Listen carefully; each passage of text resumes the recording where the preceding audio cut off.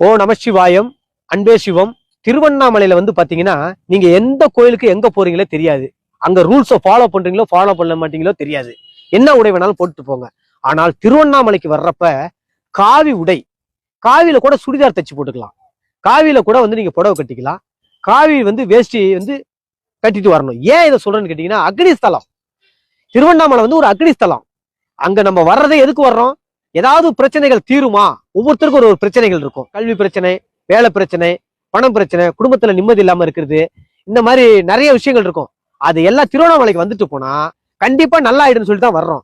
உத்ராட்ச மாலைய போட்டிருக்கோம், திருநீர் போட்டுக்கணும், நல்ல குங்குமத்தை வச்சுக்கிட்டு காவி உடையில வந்து சுத்தி வரும்பொழுது அந்த ஆற்றலானது எரிக்கப்படும். காவி உடம்புல இருந்தாவே கெட்ட சக்திகளை வந்து எரிக்கப்படும். தயவு செய்து காவி உடைய கட்டிக்கிட்டு வாங்க, திருநீர் வச்சுட்டு வாங்க. ரெண்டாவது வந்து காலில் செருப்பு போட்டுட்டு வரக்கூடாது. புண்ணிய பூமி இது. காலில் செருப்பு போட்டு வராதிங்க. வரும்போது மௌனமாகவும் இல்லைனாலும் பேசிக்கிட்டே வரலாம். ஓ நமசிவாய நம, நமசிவாய நம, நமசிவாய நமங்கிற பஞ்சாட்சர மந்திரத்தை சொல்லுங்க. இல்லையா ஓ நமசிவாயா